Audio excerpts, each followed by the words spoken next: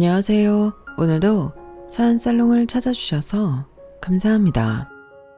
저는 퇴직 후 귀촌에 이곳저곳에서 농산일을 도우며 노후를 보내고 있는 60대 여성입니다.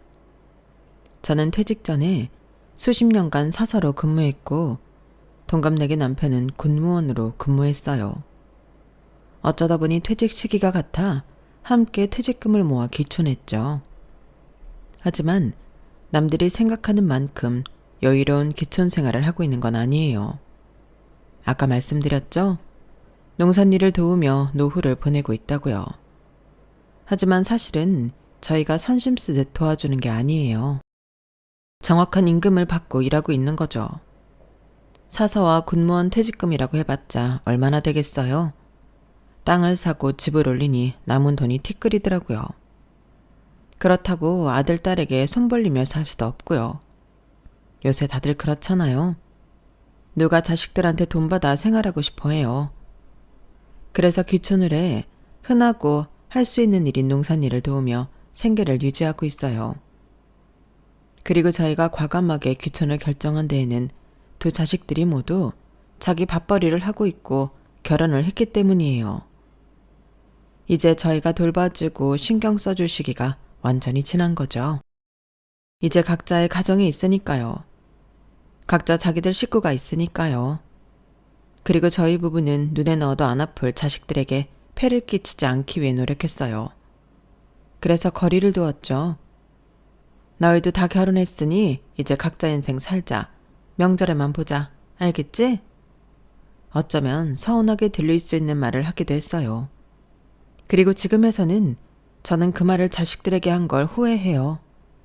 왜냐하면 제가 저희 부부가 모르는 사이에 잘 살고 있다고 생각했던 저희 딸에게 무시무시한 일이 벌어지고 있었거든요. 그건 제 눈에 피눈물이 날 만큼 경악스러운 일이었고 한 사람의 추악한 밑바닥을 본 순간이었어요. 그래서 제가 어떻게 했냐고요? 힘없는 조력자를 대신해 딸과 조력자를 구했어요. 무슨 일인지 궁금하시죠? 그럼 이제 사연을 시작할게요. 먼저 제 이야기를 할까 해요. 저는 5남매의 셋째 딸로 태어났어요. 어릴 때부터 책을 손에 놓지 않던 문학소녀였죠. 가장 좋아하는 수업은 국어, 가장 좋아하는 공간은 도서관, 가장 좋아하는 선물은 어김없이 책이었죠. 다른 수업에서 활기를 느끼지 못했지만 국어 수업이 있는 날에는 제 발로 등교를 했고 하교를 하면 늘 학교 도서관으로 갔어요.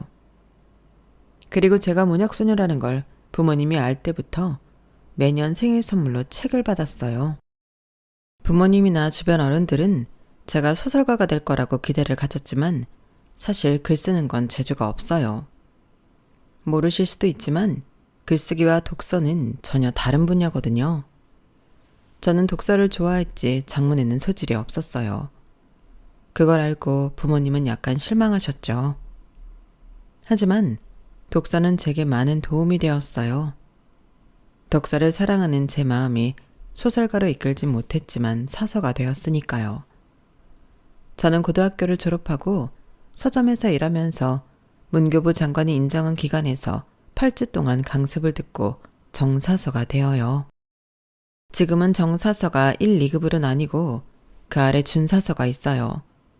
그리고 정사서가 되기 위한 과정도 전문적으로 변했고요. 하지만 제가 사서가 될 때는 그런 게 없었어요. 국립도서관학교의 졸업생이거나 저처럼 일정 기간 강습을 들으면 정사서가 될 수 있었죠.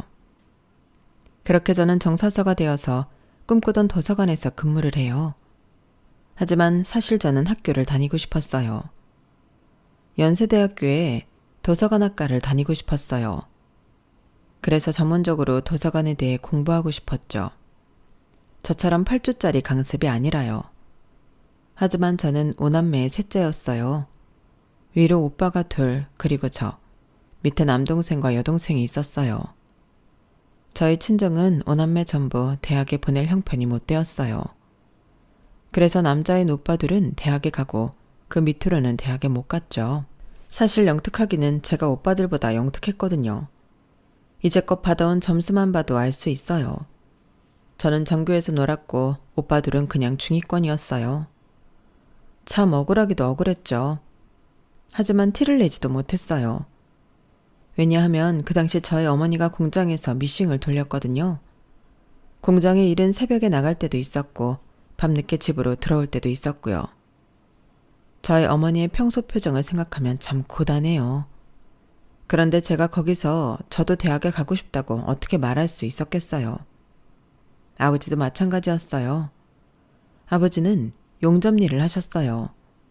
매일 거뭇하게 탄 얼굴에 땀이 쏙 빠져 퍼석퍼석한 피부를 보면 저는 욕심을 낼 수 없었어요. 그래도 그 당시에는 다른 방법으로 정사서가 될 수 있었으니 얼마나 다행인가요? 저는 나중에 법이 바뀌고서야 그때 태어나길 잘했다는 생각이 들었어요. 하마터면 그토록 바라던 도서관에서의 일을 하지 못하게 되었을 수도 있잖아요. 그리고 그 생각도 들었어요. 법이 개정되어 정사서 되기가 더 어려워진 만큼 저 같은 정사서가 더 열심히 일해야 한다고요. 그래서 저는 도서관에 뼈를 묻을 작정으로 일을 했어요. 사람들이 저보고 소처럼 일한다고 늘 말했죠. 하지만 즐거웠어요. 좋아하는 책에 둘러싸여 일을 한다는 것, 책을 좋아하는 사람들을 마주친다는 것, 그들에게 도움을 준다는 것이 참 보람 있었죠. 그리고 소처럼 일만 하던 저는 27의 나이에 소꿉친구와 결혼을 하게 되어요. 사실 남편과는 5살 때부터 알았어요. 같은 동 같은 호에 살았고 초중고를 같이 나왔거든요. 저희가 106동 56라인에 저희 집이 7층, 시댁이 10층에 살았어요. 그래서 초등학생 때부터 등교를 할 때 남편을 7층에서 저를 기다리거나 저희 집 현관문을 두드리며 미주가 학교 가자 하고 소리를 질렀죠. 그렇게 매일 같이 등교했어요. 고등학생 때까지요. 그래서 오해하던 친구들이 적지 않아요. 하지만 저희는 서로의 짝사랑이나 연애를 털어놓을 만큼 친했어요.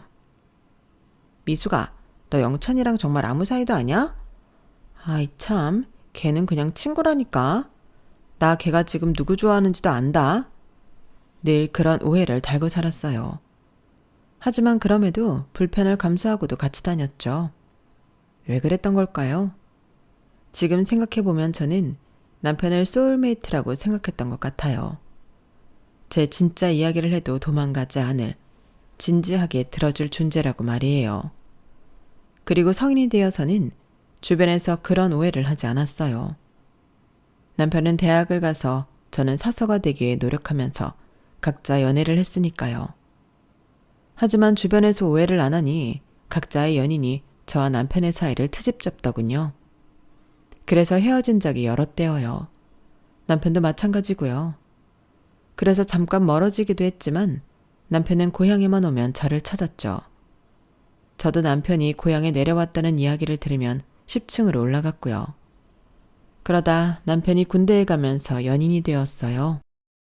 남편이 군대에서 꽤나 힘들어했다고 들었어요. 저는 남편의 입영식 때 갔다가 그 뒤로는 남편을 한 번도 못 봤거든요. 면회를 갈까 말까 했는데 솔직히 일이 바빠 시간 내기도 어렵고 잘 살겠거니 싶어서 안 갔어요. 그런데 남편과 저를 모두 아는 친구가 저보고 같이 가자고 하더라고요. 혼자 멀리까지 가기 심심하다면서요. 그래서 못 이기는 척 따라갔죠. 그런데 친구가 남편이 어떻게 지내는지 묻지도 않았는데 말해주더라고요. 저는 마음이 좀 안 좋았어요. 영찬이가 군대에서 꽤나 힘든 모양이야. 아니, 아빠 기수 한 명이 완전 도라이래. 저번에는 뭐라더라? 영찬이한테 자기 수족 냉증 있다고 자는 내내 발을 잡고 있으라고 했다나? 완전 이상하지? 그것뿐만이 아니야. 샤워하는데 자꾸 쳐다보고. 이상한 사람이네? 그래서 힘들다고 해? 야, 당연하지. 그러는데 안 힘든 사람이 어딨어. 아주 죽겠다더라. 편지에 눈물 자국도 있었던 것 같아. 그건 거짓말이지. 걔 그렇게 쉽게 오는 애 아니잖아. 아무튼 그래서 네가 가서 힘이 좀 돼줘. 나 혼자만 가면 남자 둘이서 뭐 하겠냐? 내가 언제부터 너희들한테 여자였다고 웃겨? 그래도 영찬이가 너 보고 싶다고 했어. 편지 한 통도 없다고 서운하다던데? 저는 친구의 말을 농담처럼 생각했지만 군복을 입은 남편은 정말 서운하다고 면전에 대고 말하더군요. 그래서 돌아갈 때 꼭 편지를 쓰겠다고 약속했고 그 편지는 제대를 할 때까지 계속 이어졌어요. 남편은 제게 2통, 3통씩 편지를 보낼 때도 있었죠. 그리고 제대를 한 남편이 7층으로 내려왔어요. 꽃을 한아름 들고 있더군요. 그렇게 저희는 연인이 되었어요. 그리고 3년을 연애한 끝에 결혼을 했죠.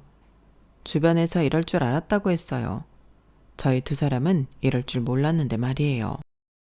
그리고 저희 부부는 결혼 1년 차의 아들을 그로부터 4년 뒤에 딸을 낳아 잘 키우며 살았어요. 저는 남편에게 참 고마운 게 많아요. 남편은 저를 잘 아는 사람이잖아요. 오래전부터 5살 때부터 저를 봐왔고 서로 오랫동안 소울메이트인 사이잖아요. 남편은 저에게 사서일이 얼마나 큰 꿈인지 어떤 노력을 해서 얻어냈는지 알았어요. 그래서 결혼을 한 뒤에 저에게 일을 그만두라고 강요하지도 않았고 일을 그만두는 게 어떠냐고 묻지도 않았어요. 주변 친구들은 결혼하면 남편이나 시댁에서 일을 그만두라고 해서 그만두는데 저는 남편의 살깊은 행동 덕에 꾸준히 일을 할 수 있었죠. 물론 요즘처럼 육아휴직이나 그런 제도가 분명하지 않았기 때문에 제가 임신 막바지까지 일을 해야 했고 출산을 하고 얼마 되지 않아 복직해야 했고 그런 이유로 시댁에서 반대를 했어요. 하지만 그런 우려 속에서도 저는 일을 포기할 수 없었어요. 일이 정말 소중했어요. 그걸 남편이 알아주니 저는 고맙다는 말이 무색하게 고마웠어요. 남편은 그뿐 아니라 제가 일에 집중할 수 있도록 가정적으로 집안일을 하고 아이들을 함께 키웠죠. 제 남편은 그 시대의 가부장적인 남편들과 다르게 활동적으로 적극적으로 아이들을 봐줬어요. 특히나 일요일은 아빠의 날이었어요. 남편이 집안일부터 요리, 청소까지 아이들과 함께하는 날이었죠. 한마디로 제가 쉬는 날이었어요. 사실 일요일까지 그렇게 해주지 않아도 충분히 고마운데 이렇게까지 해주니 저는 남편에게도 이런 남편을 키워준 시댁에게도 자연스럽게 잘할 수밖에 없었어요. 그리고 남편의 이런 노력 덕분에 저희 2아이는 엄마, 아빠 양쪽 누구의 결핍 없이 자랄 수 있었어요. 어떤 무엇보다 그게 가장 고맙죠. 그리고 아이들은 부모의 거울이라는 말이 무색하게 저희의 행동을 모방하면서 배려와 존중, 이해를 배웠어요. 특히나 제 딸이 저를 가장 많이 닮았죠. 성격뿐 아니라 이상형과 성향도 비슷했어요. 나는 아빠 같은 사람이랑 결혼할 거야. 흔히 딸들이 이런 이야기를 하곤 하지만 저희 딸은 진심으로 그러길 바랐고 저도 제 딸이 진심으로 그렇게 되길 바랐어요. 그리고 제 딸은 저를 존중하고 존경할 뿐만 아니라 저를 닮아 책을 항상 손에서 놓질 않았고 제 일까지 좋아하고 자기가 더 뿌듯해했어요. 그러다 고등학생이 되어서는 사서가 되겠다고 하더라고요. 나는 엄마처럼 책의 숲에서 일할 거야. 책의 숲의 든든한 안내자가 될 거야. 저는 그때 사서 일을 오래 한 사람으로서 사서라는 직업이 그리 낭만적인 것만은 아니라고 말해주고 싶었지만 그것 또한 제 딸이 직접 겪고 느껴야 하는 일이라고 생각했어요. 그저 딸의 진로를 응원했죠. 그리고 딸은 정말 문헌정보학과에 입학해서 공부를 했어요. 졸업 후 대학원까지 가서 1급 정사서가 되었죠. 딸은 어느새 훌쩍 커서 저보다 더 대단한 직책을 얻게 되었어요. 그때 제가 얼마나 자랑스러웠는지 몰라요. 그리고 제 딸은 어엿한 사서가 된 지 몇 년 뒤인 제가 결혼했을 때와 비슷한 나이에 결혼까지 하게 되어요. 사위는 아들의 군대 동기였어요. 사위와 아들은 군대에서부터 친하게 지내 제대 후에도 자주 만났어요. 그러다 제 아들이 언제 한번 자기 고향에 놀러 오라고 했나 봐요. 그때가 제대한 지 2년이 되었을 때인데 그때 사위가 놀러 왔어요. 사위는 저희 식구와 밥도 먹고 차도 마시고 술도 한잔했어요. 제가 본 사위는 참 예의 바르고 호탕하고 가정교육을 잘 배운 사람 같더라고요. 그리고 나중에 남편에게 이야기하니 남편도 그런 것 같다고 하더라고요. 그리고 사위는 1년에 몇 번 서울에 사는 아들과 함께 저희 집에 놀러 왔어요. 그때까지만 해도 이상한 기류는 없었어요. 그런데 언제부터인가 사위가 혼자서도 저희 집을 찾아오더라고요. 그럴 때마다 딸한테 같이 놀아주라고 했어요. 늙은 저희가 그럴 순 없잖아요. 그런데 언제부터인가 제 딸이 보낼 거면 같이 가자고 하더라고요. 엄마, 보낼 거면 같이 가요. 왜? 잘 지내더니?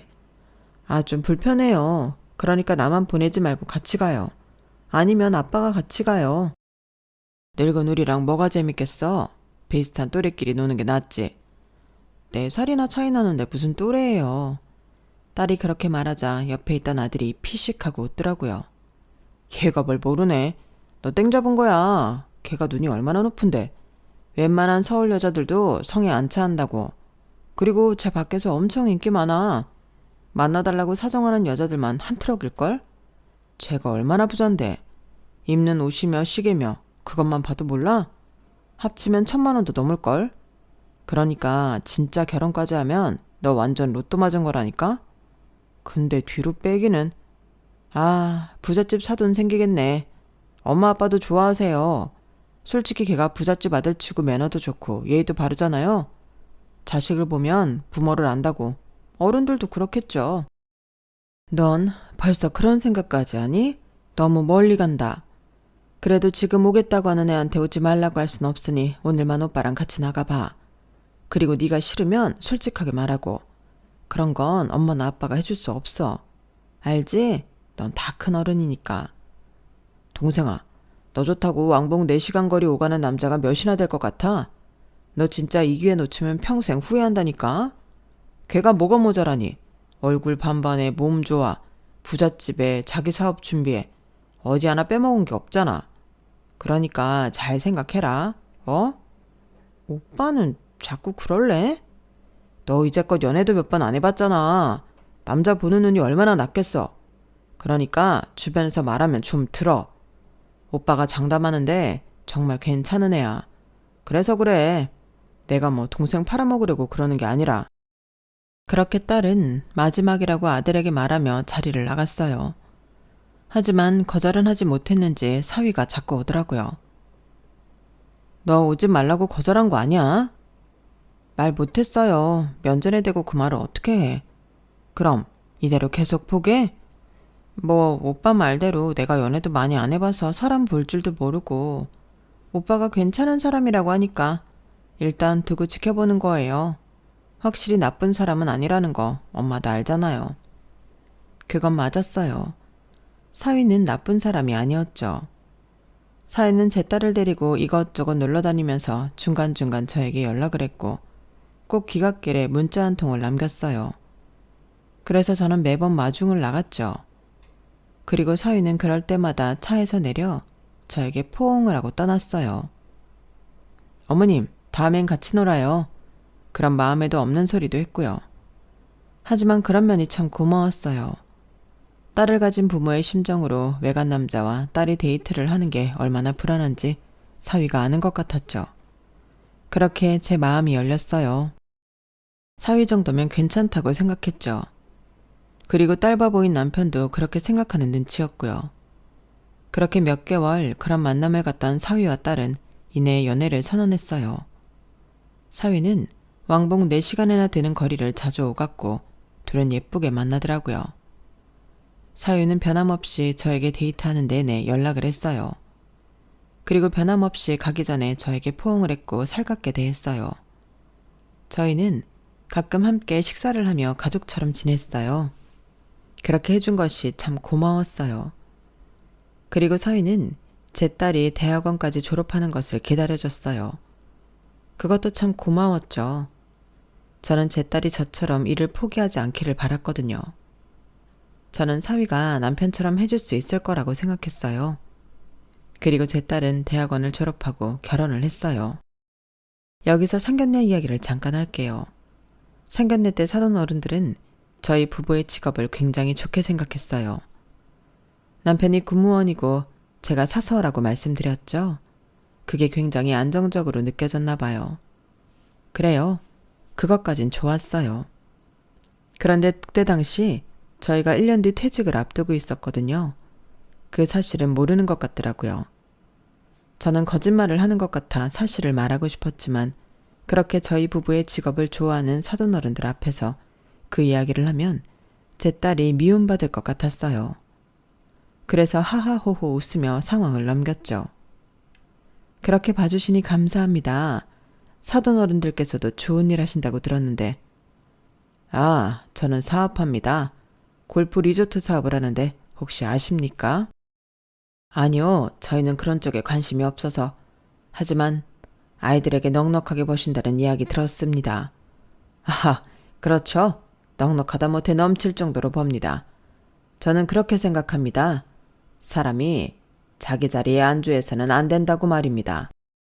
사돈 어른께서 좋은 일 하시고 안정적인 일을 하시는 건 알겠지만 사람이 진취적이어야 하지 않겠습니까? 사업은 그 어떤 일보다 진취적인 일이죠. 개척하고 해결하고 따내는 일 얼마나 멋집니까? 그렇게 하니 부도 따라오더군요. 다 그런 거죠. 그래도 대단하십니다. 같이 자식 키우는 입장에서 그런 불안정한 일을 한다는 게 큰 도전일 텐데 말이에요. 하마터면 아이들을 굶길 수도 있지 않습니까? 하지만 그래서 저는 저희 애들을 제대로 키웠습니다. 들으셨겠지만 제 아들은 저를 닮아 사업을 하고 둘째는 똑똑해서 의사고요. 제 며느리도 의사인데 들으셨습니까? 이번에 개원 예정입니다. 피부과요. 언제 한번 사부인도 방문하시죠. 저희 며느리가 잘해줄 겁니다. 그리고 제 딸은 저희 회사 임원입니다. 솔직히 상견례를 하면서 들었던 생각은 사돈 어른들께서 겸손이 없구나 하는 거였어요. 사위는 참 겸손하고 예의가 바른데 말이에요. 아들의 말이 틀린 거죠. 아들이 자식을 보면 부모를 안다고 했는데 전혀 달랐어요. 그리고 그건 겉으로 봐도 알 수 있었어요. 사돈 식구들이 타고 온 차는 외제차였고 입은 옷이며 장신구며 모두 샤넬, 구찌 같은 명품이었어요. 뽐내길 좋아하는 사람인 것 같았죠. 저희와는 세계가 다른 것 같았어요. 그래서 위축되었던 것도 사실이에요. 살면서 처음으로 겪어본 불편함이었어요. 하지만 사돈 식구들은 품위를 지키듯이 그리고 저희를 배려하듯이 야단이나 예물을 간소하게, 예식도 간소하게 하자고 했죠. 그리고 집은 걱정 말라며 자기들이 다 알아봤다고 말했어요. 물론 그게 시댁 옆집이라는 게 참 마음에 걸렸지만 정말 좋은 고급 아파트였어요. 제 딸이 그런 곳에 산다고 생각하니까 왠지 모르게 제 기가 살더라고요. 그래요. 어쩌면 저는 딸이 부잣집으로 시집가는 게 좋았어요. 자식 농사를 잘 지었다는 생각이 들었죠. 왜 제 기가 살았는지, 왜 제가 뿌듯한지 알 수 없었어요. 하지만 그건 남편도 마찬가지인 것 같았죠. 저희는 온 사방에 자랑을 했어요. 그렇게 딸은 결혼했고 다른 지역으로 이사를 갔어요. 그리고 딸은 결혼 후 사서로 근무했고 사위는 딸이 대학교를 졸업했을 때 시작한 인테리어 사업을 확장시켰죠. 그리고 2년이 지나 첫 아이를 가졌어요. 다음에 연년생으로 둘째를 가졌죠. 뭐가 그리 급했는지 저도 모르게 그런 생각이 들더라고요. 아무래도 전 딸의 엄마니까요. 연달아 아이를 낳은 딸이 너무 걱정되었거든요. 그리고 딸은 저희 집에서 산후조리를 했어요.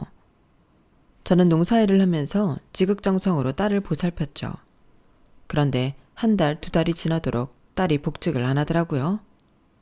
너 언제까지 집에 있을 거야? 복직 안 해? 아, 엄마, 나 사직서 냈어요. 육아휴직이 더 안 된다고 해서. 아무래도 내가 연년생으로 아이를 가졌잖아요. 그래서 안 된대요. 그럼 다시 일하지 않을 거야? 준서 아빠가 많이 버는데 뭘요? 그렇게 말하면서 제 딸은 눈을 피하더라고요. 저는 뭔가 이상했어요. 하지만 이미 저에게서 날아가 가정을 이룬 딸에게 제가 강요할 수도 없는 부분이니 말을 아꼈어요. 그리고 딸은 돌아갔죠.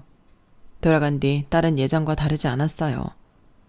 저는 직장을 그만두고 조금 울적해할 줄 알았는데 말이에요. 엄마 전화했네요. 몸조리 잘하고 있나 해서. 잘하고 있어요. 어머님이 집에 아줌마 보내주셔서 나 손 하나도 까딱 안 해. 그래? 다행이네. 그래도 남의 손에 살림 맡기는 게 좋은 건 아닌데. 에이, 요새는 파출부라고도 안 해요. 가사도우미라고 하죠. 그러니까 다들 대우받는 전문가인 거야. 남의 손이긴 하지만 전문가에게 맡기는 거니까 난 좋은데요. 걱정 안 해요. 그래, 애들은 잘 크고 있고, 이번에 시댁에서 새로 외제차를 뽑아줬거든요. 그 차만 타면 애들이 얼마나 편한지 잠을 쿨쿨 자요. 유치원에서도 잘 적응하고 있고요. 어머니가 명문 유치원에 보내주셨어. 그래, 유치원이 중요하지. 애들 잘 크고 있다니 다행이네. 언제 한번 안 와? 가야죠. 저번 명절에 못 간 거 미안해요. 갑자기 해외여행을 가자고 해서. 그래도 그때 아버님이 순금 반주도 해줬어요. 나 예쁨 받죠? 좋겠네. 엄마도 못 해본 순금. 그나저나 이번에 이사한 집은 어때? 우풍이 없어야 할 텐데. 에이, 설마. 어머님이 우풍 있는 집 구해주시겠어요? 이번에 어머님도 같이 이사해서 더 좋은 집으로 이사했어요. 나중에 엄마도 와요. 하지만 제 딸이 저희 부부를 제대로 초대한 적은 결혼 이후 한 번도 없었어요. 그리고 저는 제 딸의 말을 철석같이 믿었죠. 그런데 꼬리가 길면 밟힌다죠? 전 진실을 보게 되었어요. 어느 날 저에게 의문의 메시지가 왔어요. 수신자는 딸의 동서였어요. 사돈이 자랑을 하던 의사 며느리요.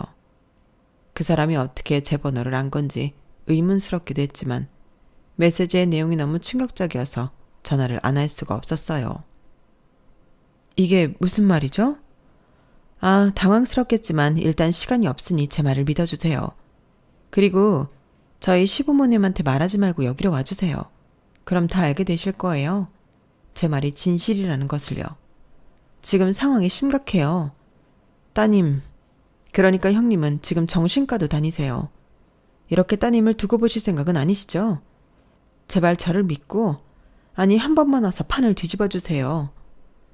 저는 이게 대체 무슨 상황인지 제대로 이해가 되지 않았지만 제 딸이 위급한 상황이라는 것은 알았어요.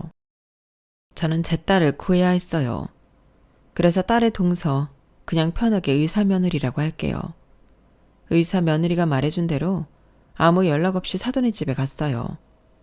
제가 귀촌을 해서 고속버스를 타고 갔어요. 그리고 다시 그 의사 며느리가 보내준 메시지를 읽었죠. 억장이 무너지더라고요. 이게 모두 사실이면 저는 뭐라도 할 것 같았어요. 너무 화가 나서요. 생각이 뒤죽박죽 섞이고 얼굴이 붉어졌다 파래졌다 난리도 아니었어요. 그렇게 2시간을 고속버스를 타고 서울로 갔어요. 고속버스 터미널에는 의사 며느리가 있었어요. 의사 며느리의 낯빛이 안 좋았어요. 오랜만입니다. 그런데 얼굴색이 안 좋네요. 무슨 일 있어요? 메시지 보셔서 아시잖아요. 일단 타시죠. 그 의사 며느리는 자신의 외제차에 저를 태웠어요. 그리고 가는 길에 더 자세한 상황을 말해주었죠. 저는 주먹을 쥔 손이 움찔거리는 것을 느꼈어요. 그리고 주체할 수 없이 눈물이 나더군요. 너무 죄스러워서요. 제 딸을 제가 지키지 못했다는 사실이 죄스러워서요. 그리고 한편으로는 이 모든 말이 의사 며느리가 주장하는 것들이 모두 거짓이길 바랐어요. 이 여자가 미쳐서 아무렇게나 주절거리는 말이길 바랐죠. 하지만 의사 며느리의 낯빛이 무언가 말해주고 있었어요. 20분 정도를 달려 고급 아파트에 도착했어요. 출입문이 차를 인식하고 열리더군요. 저도 여기 살거든요. 시댁 식구들 전부 여기 살아요. 결혼을 안 한 아가씨도 이 아파트 제일 작은 평수에 혼자 살고요. 감옥 같아요. 아름다운 감옥이요. 그리고 의사 며느리는 지하에 차를 주차하고 호출 버튼을 눌렀어요. 잠깐만 뒤에 숨어 계세요. 의사 며느리 말에 고개를 숙여 숨어 있으니 문이 철컥하고 열렸어요. 그리고 저는 믿을 수 없는 상황을 증명하죠. 저희 딸이, 제가 곱게 키워 눈에 넣어도 아프지 않은 제 딸이 낡은 걸레를 들고 대리석 바닥을 닦고 있었어요. 그리고 옆엔 2명의 파출부가 있었고 그들은 다른 청소를 하고 있었어요. 제 딸의 옷이 너무 추레했어요. 전화로 이야기할 때는 온갖 명품을 두르고 산다고 했는데 무릎이 늘어난 바지에 이물질이 여기저기 묻은 티셔츠를 입고 있었어요. 그리고 또각또각 발소리가 들렸어요. 방에서 사부인이 나오더라고요. 제 딸이 쫄아서 몸을 움츠렸어요.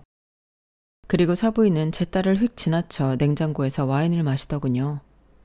그런 뒤 파출부와 이런저런 이야기를 하며 웃더니 청소를 채하지 못하고 얼어있는 제 딸에게 호통을 쳤어요.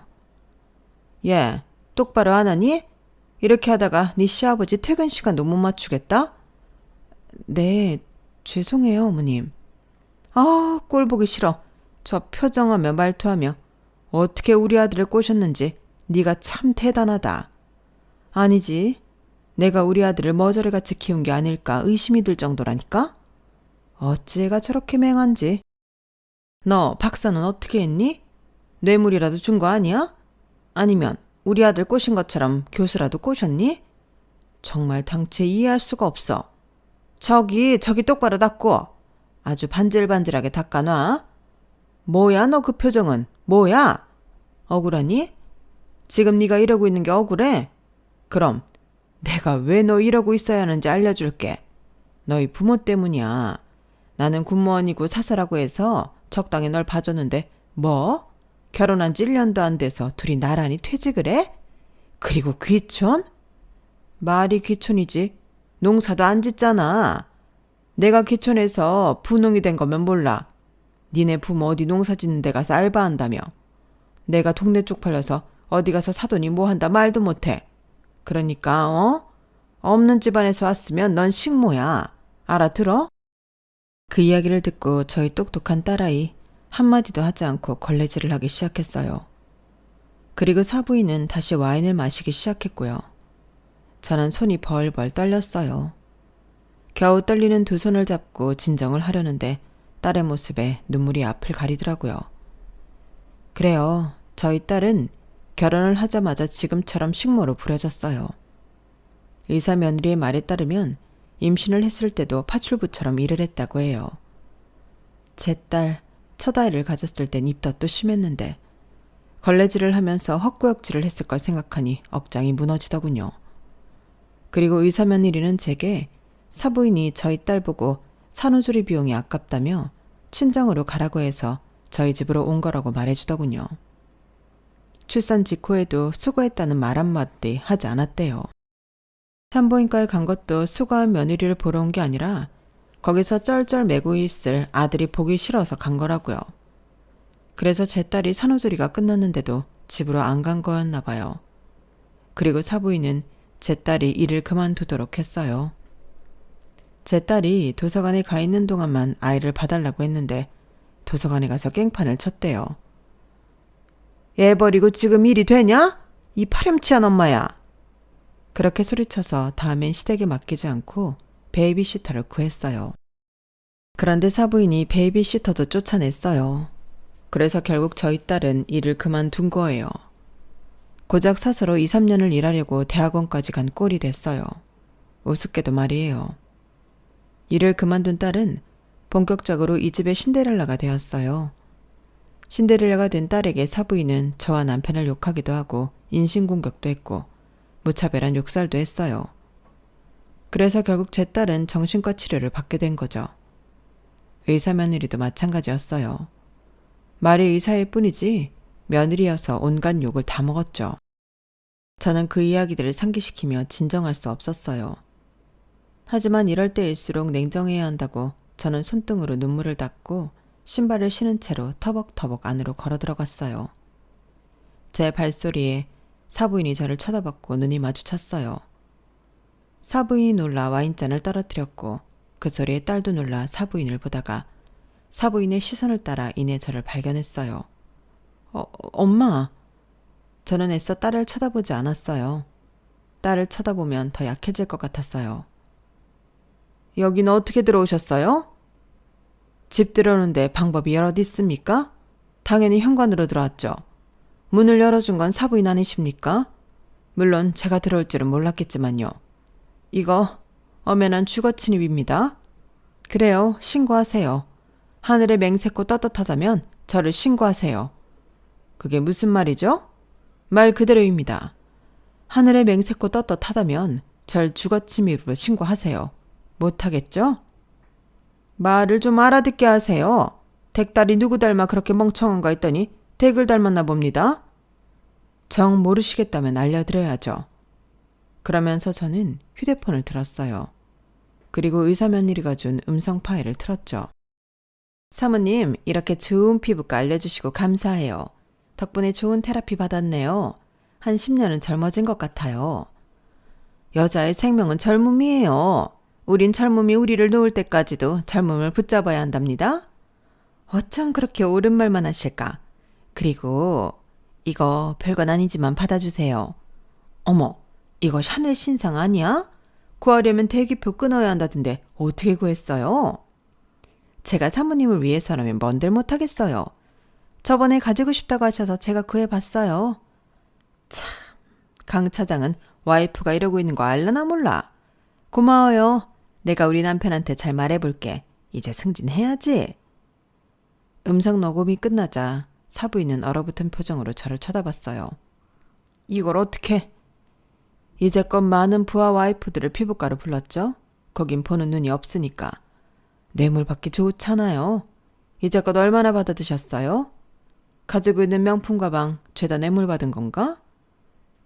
그런 건 우리 사이에 다 선물인 거예요. 뇌물이냐뇨 저급하게. 뇌물이죠. 들어보니 지금 음성 녹음에 다. 그래요. 강 차장은 승진했다던데. 고작 명품 가방 하나에 승진이라 싸네요. 누가 명품 가방 하나 받았대요? 그 와이프 매달 나한테. 그럼 뇌물 받은 건 인정한 거고 그리고 다른 것도 있어요. 들어볼래요? 그러면서 저는 다른 음성 파일을 들었어요. 거기서 사부인은 벌벌 떠는 목소리로 말해요. 너 지금 내 말을 거역하는 거야? 지금 당장 시술 들어가라고. 어머님, 지금 받으셔야 할 울세라 횟수를 초과하셨다니까요. 여기서 더 받으면 얼굴 다 망가져요. 그리고 더 이상의 수면 마취는 이제 위험해요. 그럼 시술하지 말고 수면 마취만 하면 되잖아. 내가 누누이 말했지? 그렇게 해달라고. 그리고 아니 그럼 서약서 써. 내가 어떻게 되든 너한테 죗값 안 묻겠다는 서약서 쓰라고. 그런 말이 아니잖아요. 제가 모를 줄 아세요? 어머님 다른 병원에서도 울세라 받으셨잖아요. 수면 마취로요.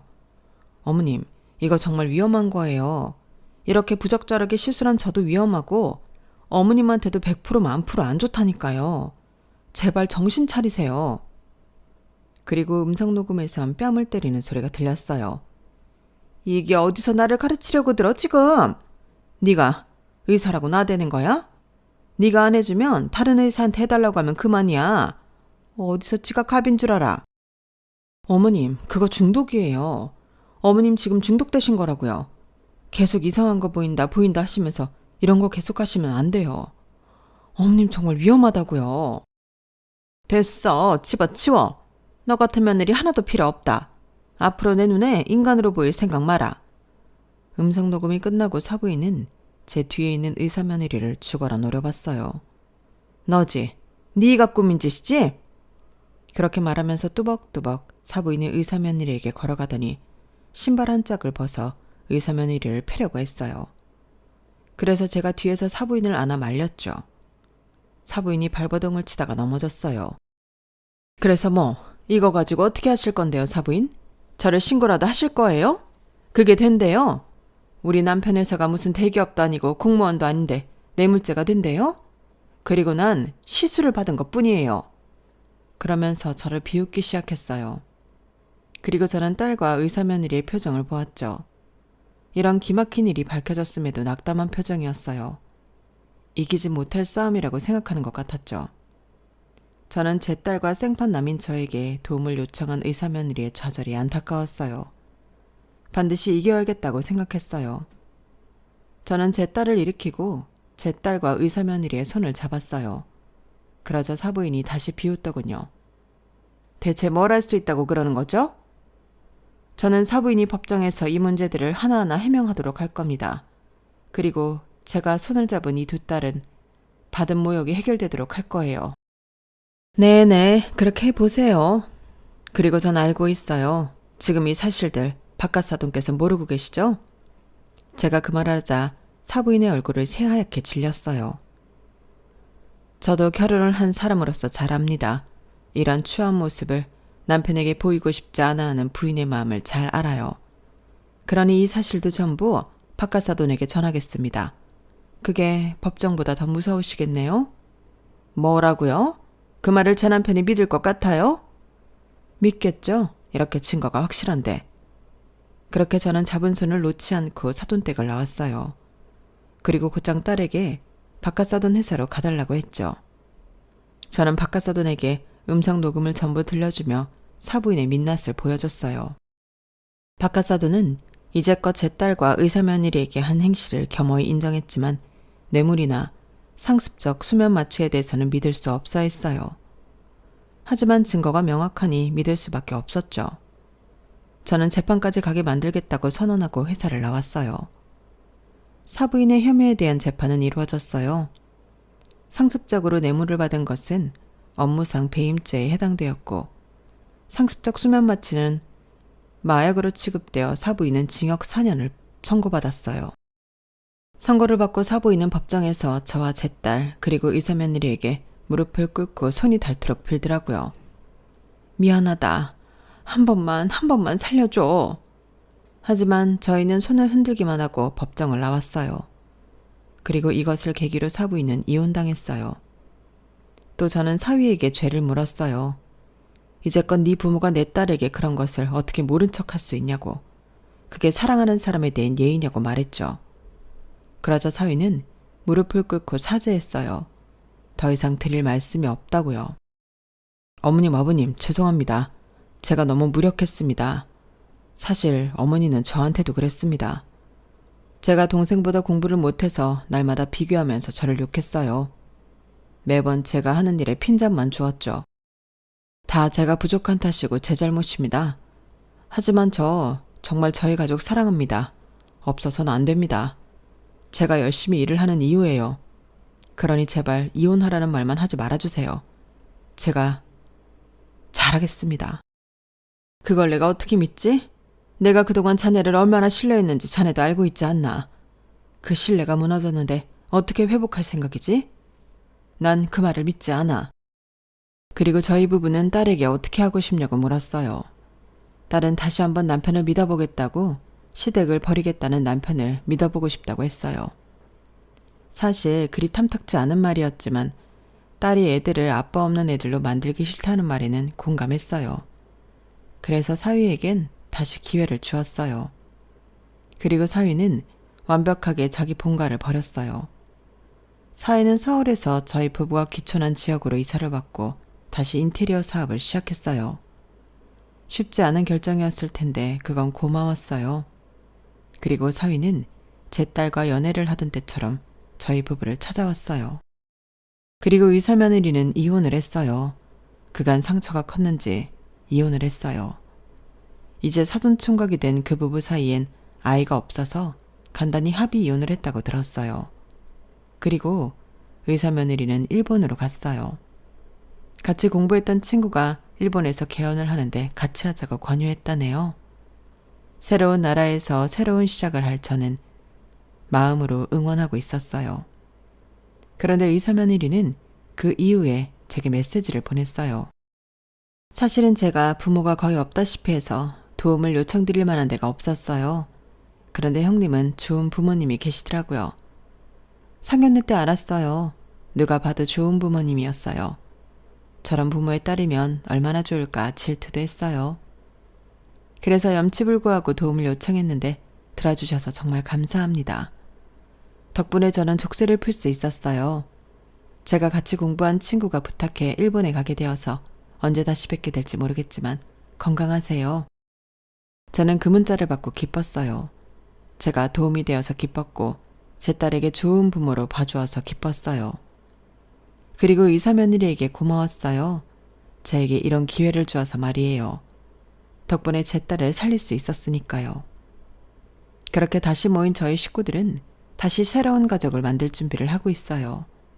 단란하고 따뜻한 가족을 만들기 위해 노력하고 있어요. 여기까지가 제 사연입니다. 저는 이번 일로 한 가지 아주 중요한 사실을 알았어요. 눈에 넣어도 안 아픈 자식 없다고. 우리 모두 자식 같은 사람들에게 고운 마음으로 베풀며 살아야 한다고요. 그렇게 잘 살아봐야죠. 들어주셔서 감사합니다. 매일매일 행복한 일상을 사시길 바랍니다. 여러분, 사연 댓글에 응원과 현명한 조언 부탁드려요. 좋아요와 구독은 저에게 큰 힘이 됩니다. 오늘도 좋은 일 가득하세요.